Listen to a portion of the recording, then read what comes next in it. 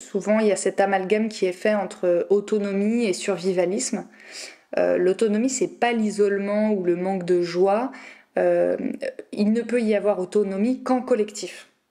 C'est juste que c'est un collectif interdépendant, sans domination, sans contrainte, avec des partages égaux en savoir-faire, en connaissances, en tâches, avec des obligations réciproques. On ne fait pas tout ce qu'on veut, il y a des règles partagées. Et surtout, ça crée une solidarité.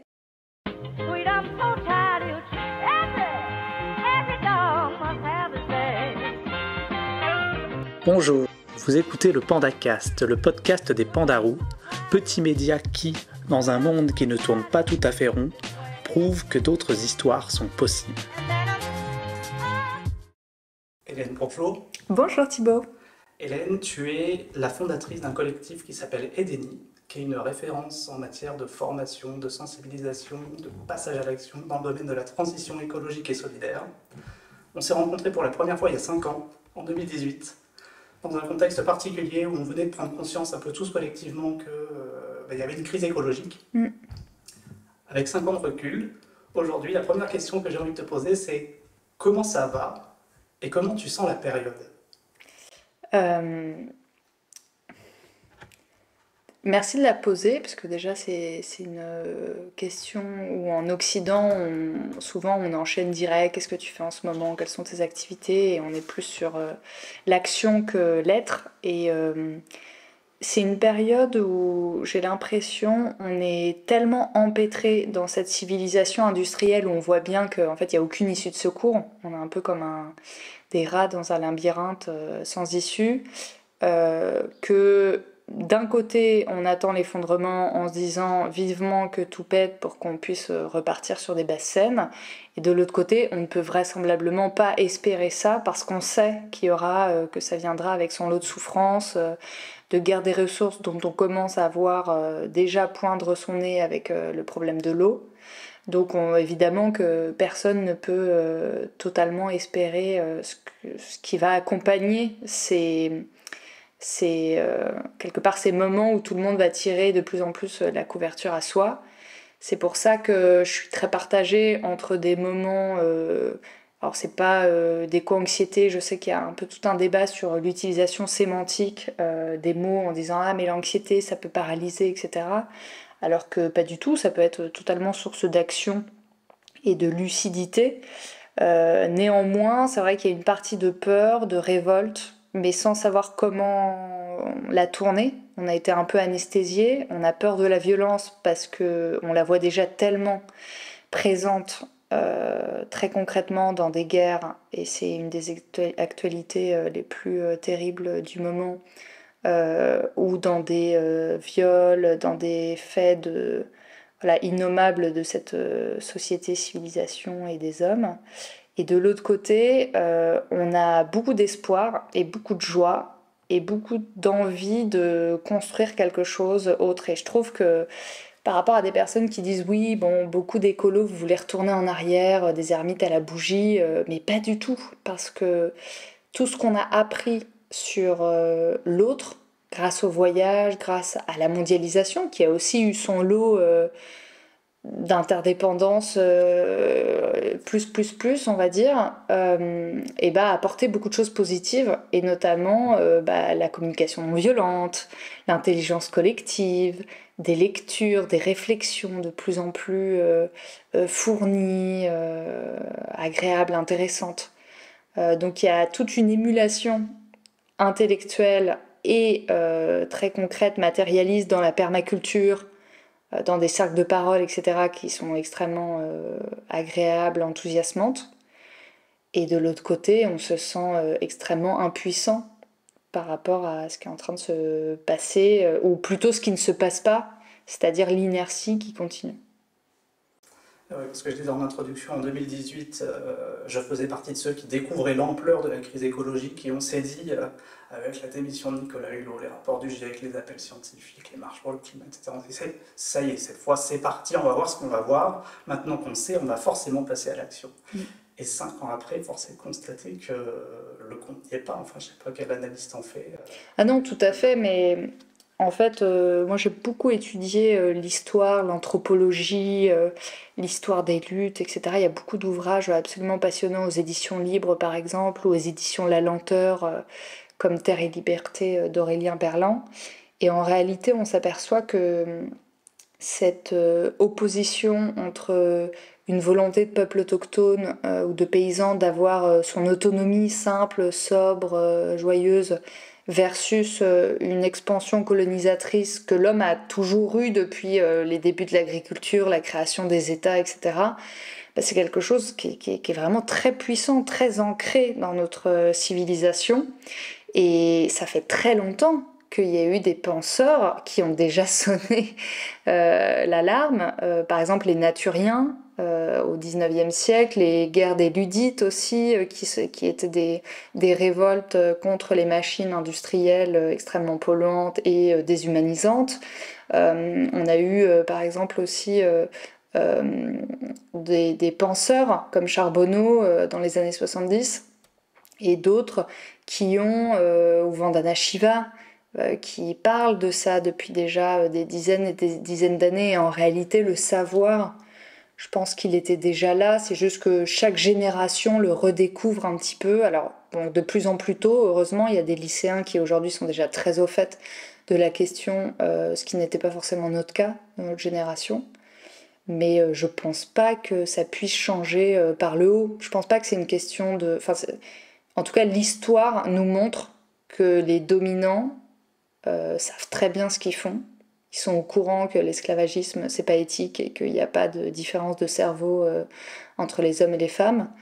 Mais ça sert leur intérêt, tout simplement, leur privilège. Et quelque part, on les comprend parce qu'on est tous, comme on dit, le contre quelqu'un, et on est tous le dominant, la dominante de quelqu'un.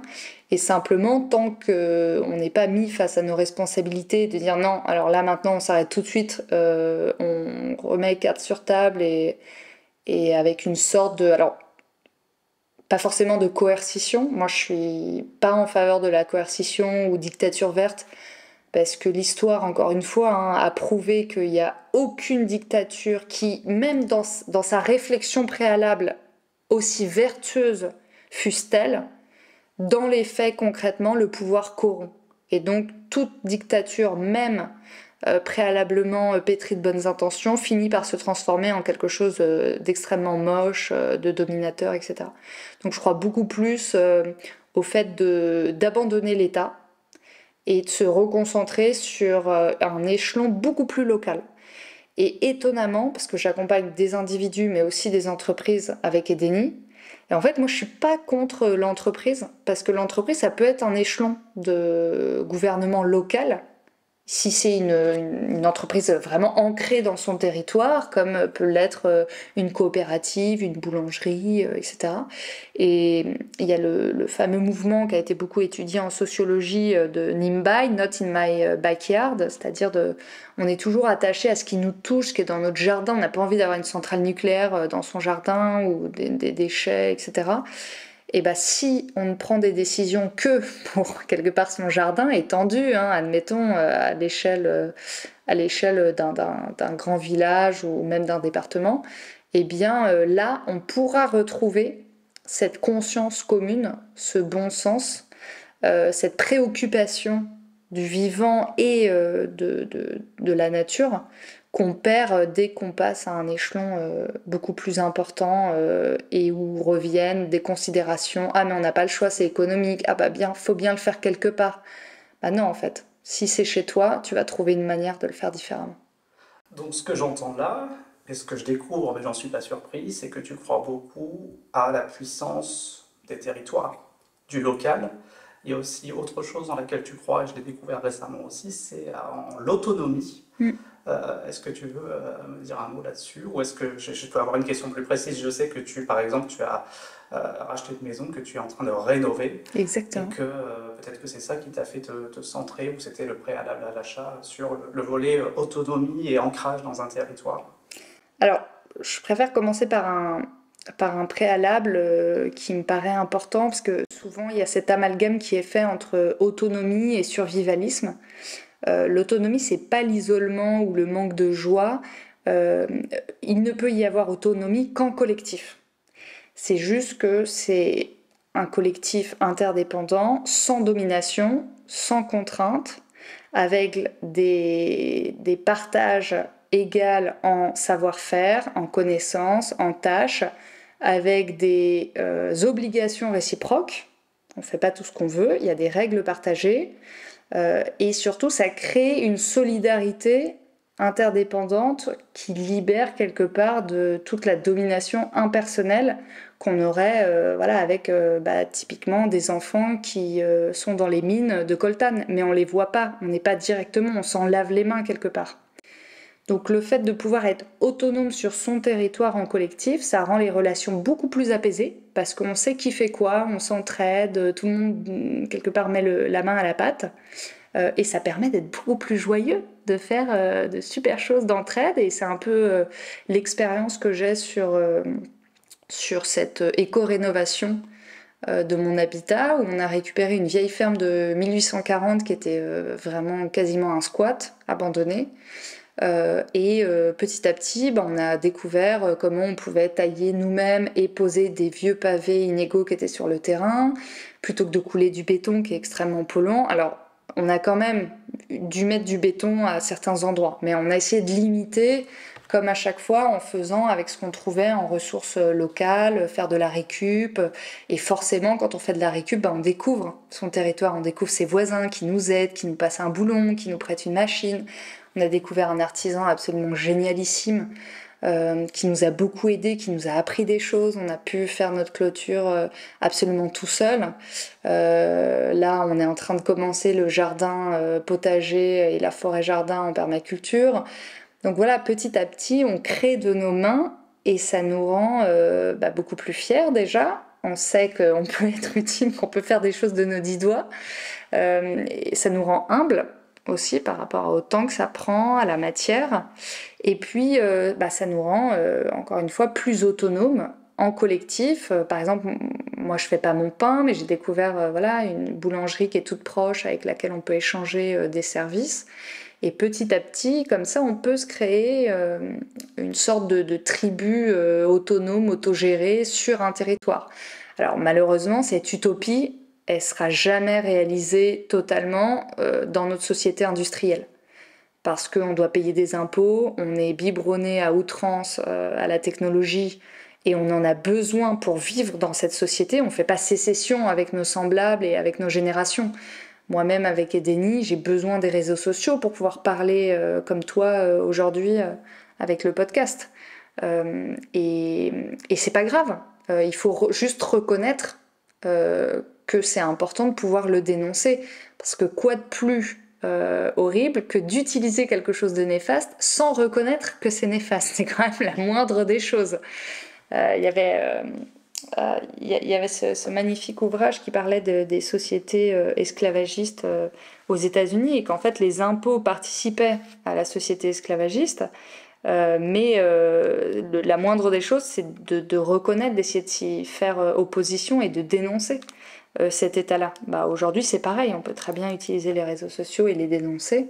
Ça ne nous rend pas moins en recherche d'autonomie ou d'honnêteté intellectuelle, c'est juste qu'on ne peut pas être cohérent sur toutes nos actions parce qu'on ne nous en donne pas les moyens. Donc, si j'entends bien, retour au local, au territorial, est-ce que tu crois que l'avenir, ça peut être ça, ça peut être la multiplication des îlots de résistance, de résilience, je ne sais pas comment on peut les appeler? En tout cas, c'est la seule manière qu'on aura de sortir par le haut. Je ne sais pas si c'est ce qui se passera. Il y a d'autres civilisations qui se sont effondrées avant nous, les Mayas, les Incas, l'île de Pâques, etc. Et il n'en reste quasiment pas de traces. Enfin, ils n'ont pas survécu en îlot pour essayer de préserver leur civilisation. Nous, on a quand même une grosse différence, c'est qu'on a colonisé pratiquement tous les espaces de la planète et qu'on a un système de surveillance et de répression dont il est quasiment impossible de s'échapper. Donc c'est très dur de créer ces îlots réellement. On peut tenter, mais on va être vite gêné aux entournures parce qu'au bout d'un moment, on aura quand même besoin de consommer des choses très lointaines, encore une fois de payer des impôts, de participer. On nous laissera pas en tout cas libre loisir de tout faire. Et puis s'il y a des guerres de ressources, on risque dans tous les cas, enfin personne ne sera protégé en autonomie. C'est pour ça que c'est très important de garder de la joie sur le process aussi, de pas non plus se prendre pour Nostradamus, le futur n'est pas écrit, on n'en sait rien du tout, finalement. Il peut se passer plein de trucs très positifs, hein. Encore une fois, moi je suis pas du tout une vision catastrophique à tout prix. C'est juste qu'il y a plutôt une réalité à observer, enfin observable, il y a peu de chances que le changement vienne par le haut. On l'a vu avec le Covid-19, il y a peu de chances qu'il y ait une prise de conscience suffisante qui fasse ah non, pardon, on s'est trompé, maintenant on partage les ressources équitablement, on arrête les jets privés, etc. Je pense que le système capitaliste industriel se maintiendra aussi longtemps qu'il le peut, vraiment le plus loin possible. Jusqu'à ce qu'il y ait peut-être trop de choses qui soient cassées. Après, il peut toujours y avoir un grand mouvement de résistance, comme ça a été le cas pendant la Seconde Guerre mondiale, hein, qui a impliqué des dizaines et des dizaines de pays, des millions de personnes. Néanmoins, j'ai l'impression que l'époque est un peu différente parce qu'on a été quand même, et je le vois avec notre recherche d'autonomie, on a quand même été un peu endormis, même dans nos corps, on a peur de souffrir. J'ai fait un accouchement naturel, par exemple, je me suis beaucoup préparée pour ça et j'ai vu qu'il y en avait beaucoup qui étaient effrayés. Alors mon but n'est pas du tout de dire qu'il faut fuir la médecine moderne ou notre confort, hein.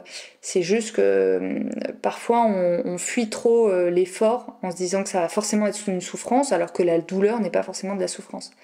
Mais on nous a tellement biberonnés à la peur que j'ai peu d'espoir dans un sursaut national où tout le monde en aurait envie.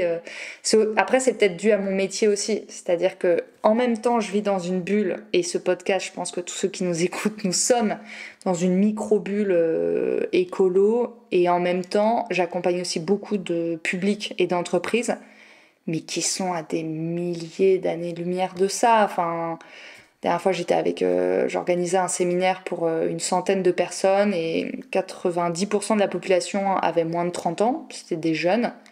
Et quand on a fait un bain de nature pour essayer d'écouter, il y avait une ruche à côté, c'était magnifique, il y avait le bruit des arbres, etc. Essayer de se reconnecter un peu au vivant.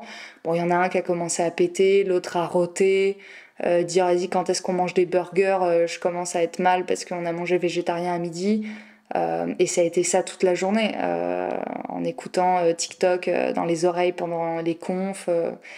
Donc faut pas passer d'un extrême d'un stéréotype à un autre. Néanmoins, TPMP est quand même l'émission de télévision la plus regardée en France. En l'occurrence, toi, tu passes d'un extrême à l'autre, parce que là, ce que j'entends depuis le début de l'entretien, c'est que tu es, dans ta vie personnelle, passé dans une réelle recherche d'autonomie. Tu as un discours qui est extrêmement radical, à dessein, hein, avec les éléments scientifiques qu'on a devant les yeux. On comprend bien que ce que tu dis est juste une photographie de ce qu'on a sous les yeux à l'instant T. Et à côté de ça, tu continues à aller voir les ministères dont tu n'attends plus rien, puisque tu dis l'État finalement, donc il y a une petite dissonance cognitive. Comment est-ce que tu gères tout ça? Comment est-ce que tu gères ta vie professionnelle? Où Edeni, je le redis, c'est quand même un organisme qui a fait des milliers d'heures de recherche, qui a une approche holistique le plus possible de la situation, et qui, sur ces bases-là, essaye de porter le message radical, mais sans être angoissant pour autant. Comment est-ce que tu gères ces deux facettes? On voit bien qu'il y a le côté personnel où tu te prépares à l'après qui a déjà commencé, et en même temps, tu es toujours dans le pro à bah, je continue, je lâche pas. Je te repose la question, ça va? Oui, parce qu'en réalité, il n'y a pas vraiment de préparation de l'après. On est déjà dans un processus, je veux dire, les villes sont déjà polluées à plus de 80% via les indicateurs déjà assez bas de l'OMS. Je veux dire, on est déjà pollué dans nos corps, on est déjà déprimé, on est déjà en début de guerre de ressources. Enfin, donc il n'y a pas de moment où on se dit ah bah là ça y est, on est dans le monde d'après ou dans le monde d'avant. Je sais pas trop ce que ça veut dire d'ailleurs. je pense qu'on est déjà dans l'anthropocène, c'est-à-dire que si on fait une calotte glaciaire pour voir les aires géologiques, bon, on voit bien que nous, à partir du début de l'agriculture et des créations de l'État, bon, bah, on a beaucoup plus de carbone, on a beaucoup plus de guerres, donc d'ossements humains, on a beaucoup plus de plastique à partir de 1980, on a des forêts entières rasées, ce qui n'était pas le cas avant, on a du nucléaire. Enfin, voilà, donc je pense que c'est un process sur plusieurs milliers d'années. Le capitalisme industriel a quand même fortement accéléré les choses, hein. On est rentré dans l'ère des exponentiels, donc tout va très très vite aujourd'hui en destruction. Néanmoins, pourquoi je continue et pourquoi finalement ça va? Premièrement parce que j'ai eu une petite fille et que cet élan de vie qui peut faire peur, et je respecte totalement, et ça a longtemps été mon cas d'ailleurs, le fait de se dire non mais je vais quand même pas faire des enfants dans ce monde, et je le comprends et je continue d'avoir une partie de moi-même qui m'inquiète beaucoup pour ça.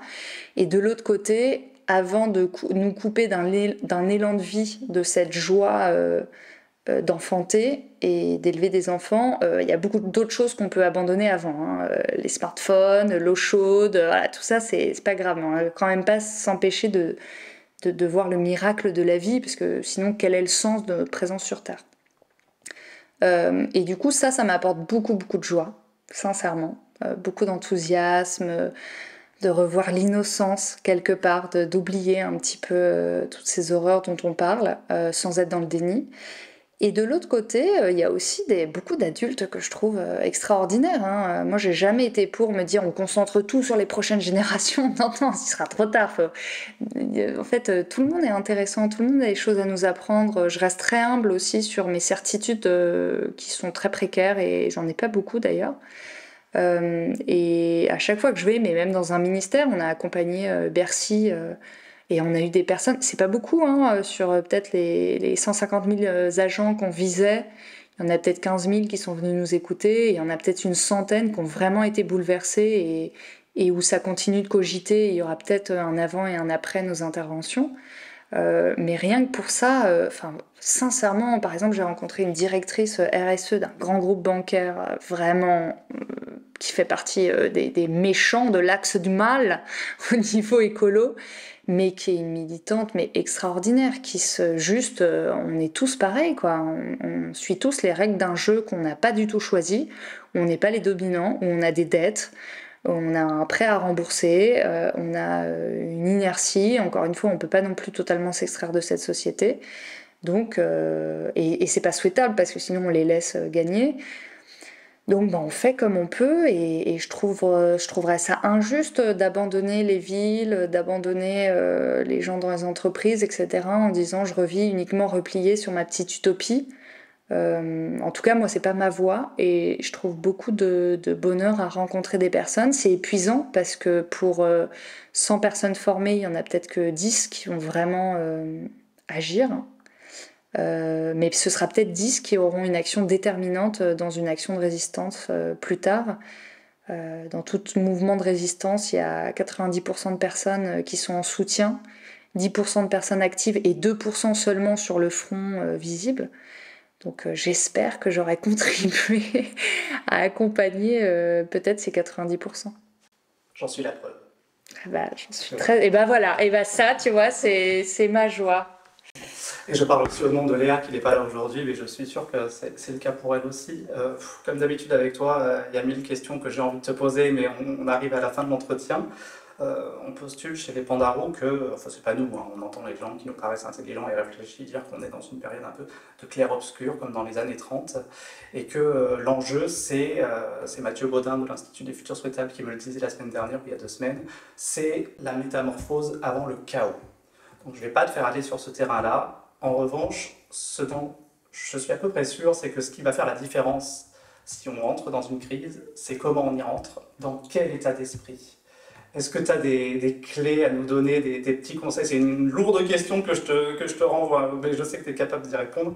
Est-ce que qui que ce soit qui nous entende, parce qu'on a tous des situations qui sont extrêmement diverses dans la vie, même si là on est dans une bulle, mais ça peut atterrir, on ne sait pas comment, chez des gens qui ne nous écoutent pas d'habitude.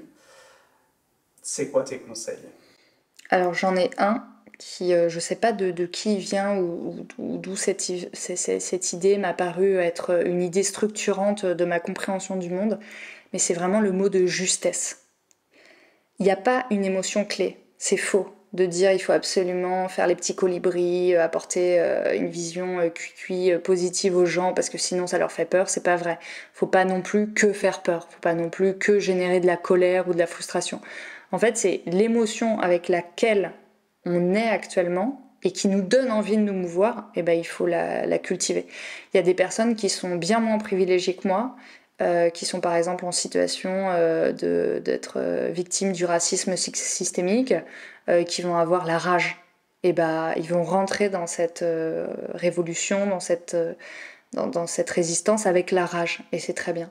Il y en a d'autres qui vont y rentrer avec la joie de faire pour leurs enfants, de se dire waouh, mais il y a trop de trucs trop beaux qui nous attendent quand on aura enfin détruit voilà, l'industrie qui nous invite à consommer. On pourra faire des feux de bois tous ensemble, de revenir au compte le soir, se tenir chaud, voilà, refaire vraiment société, connaître tous ses voisins, et ça va être génial.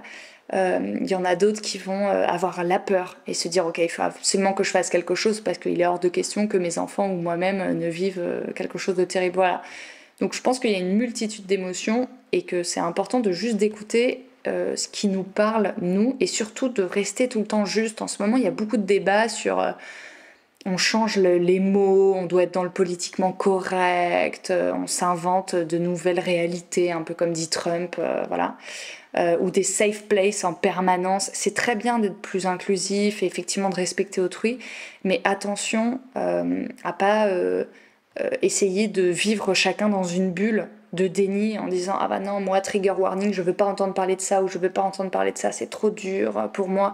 En fait, oui, la société est trop dure, mais changeons la société, ne changeons pas les symptômes et ne nous adaptons pas à cette destruction initiale. Changeons la destruction, par exemple, abolissons le genre directement, abolissons la division du travail inégalitaire qui fait qu'il y a des gens à l'autre bout du monde qui travaillent dans des mines alors que personne en France ne voudrait ça pour lui-même ou pour ses enfants.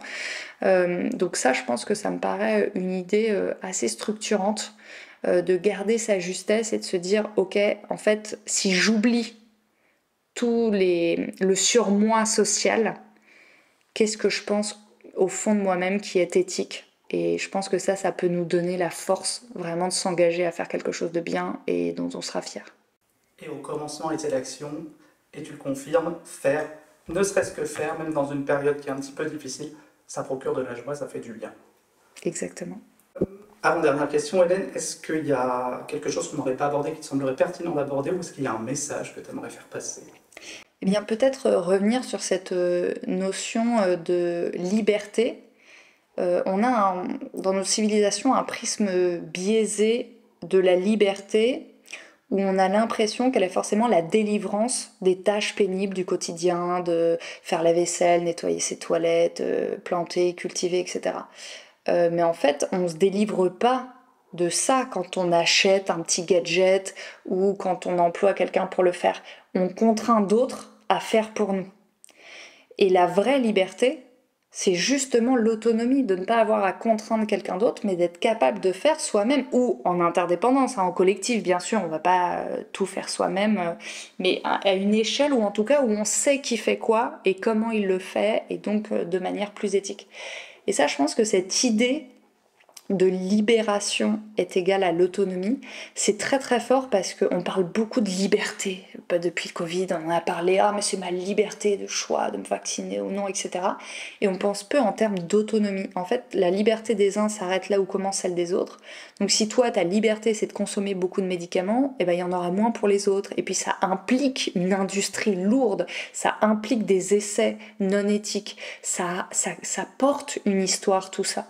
Et c'est important de le reconnaître. Encore une fois, je suis pas là pour donner des leçons, je suis très mal placée pour ça d'ailleurs, je suis pétrie au sein de cette génération d'ailleurs. Néanmoins, au moins ayant l'honnêteté intellectuelle de reconnaître ça, comme disait Camus, mal nommer les choses, c'est ajouter au malheur du monde. Et donc je pense que c'est important de pouvoir reconnaître ce qui est éthique ou non, et ce qui participe de notre autonomie collective et donc de notre vraie liberté, et pas simplement du libéralisme où en fait on déporte nos tâches dont on a besoin pour survivre sur d'autres. Avec tout ce qu'on vient de se dire, je vais te faire l'offense de te poser cette dernière question qui nous est inspirée par l'Institut des Futurs Souhaitables, on ne se refait pas. C'est quoi son 2040 idéal rêvé? Parce qu'on considère que pour faire advenir un monde enviable, c'est pas mal de le rêver. Bien, mon 2040 idéal, il peut être totalement protéiforme et du coup je peux pas le rêver puisque je ne saurais pas ce qui se passe à plus de 150 km de chez moi puisque j'habiterais uniquement mon territoire. Donc ça, on aurait peut-être un retour de la diversité culturelle énorme qu'on avait auparavant, avant la mondialisation. Mais du coup, moi j'imagine bien pour notre culture et sous nos latitudes climatiques, pour le moment, d'avoir des habitats où chacun a son espace un peu particulier, mais on garde des endroits collectifs. Il y a quelqu'un qui va faire le pain, quelqu'un qui est plutôt spécialisé sur l'art artistique, quelqu'un d'autre qui va être plutôt spécialisé sur la cuisine, d'autres sur l'intelligence collective, d'autres sur la maçonnerie, d'autres voilà. Et tout le monde est en interdépendance et il y a vraiment ce partage égal de tâches où tout le monde peut être remplacé aussi, n'est pas indispensable pour acquérir justement cette autonomie collective, autogérée et surtout localisée, parce qu'il n'y a que à cet échelon qu'on peut vraiment avoir une approche démocratique et non autoritaire. On pourra se faire des coucous inter-régions, inter-territoires quand même? Ah bah bien sûr, on peut entreprendre des transhumances pour aller se voyager, on peut retrouver le courrier manuscrit, magnifique, des relations épistolaires, on peut être en synergie aussi avec d'autres animaux, les chevaux, on peut avoir des véloroutes ou des vélorails, ça c'est super, il y a une infrastructure qui est existante. Donc on peut continuer de l'utiliser. Et puis il y aura peut-être encore un peu d'énergie quand même utilisée. Le but c'est pas de revenir en arrière, c'est de créer un futur justement 2040 qui soit plus juste, plus éthique et surtout harmonieux. Bon bah les gens, envoyez-nous vos adresses postales puisque les Pandarous ce sera sous forme de lettres à l'avenir. Merci beaucoup Hélène pour ce temps. Avec grand plaisir, merci à toi. Vous venez d'écouter un nouvel épisode du PandaCast. On espère que cette rencontre vous a plu autant qu'à nous et qu'elle vous donnera envie, vous aussi, de vous lancer dans un projet visant à faire advenir ce monde un peu plus enviable. À bientôt pour d'autres rencontres, à coup sûr pandastiques.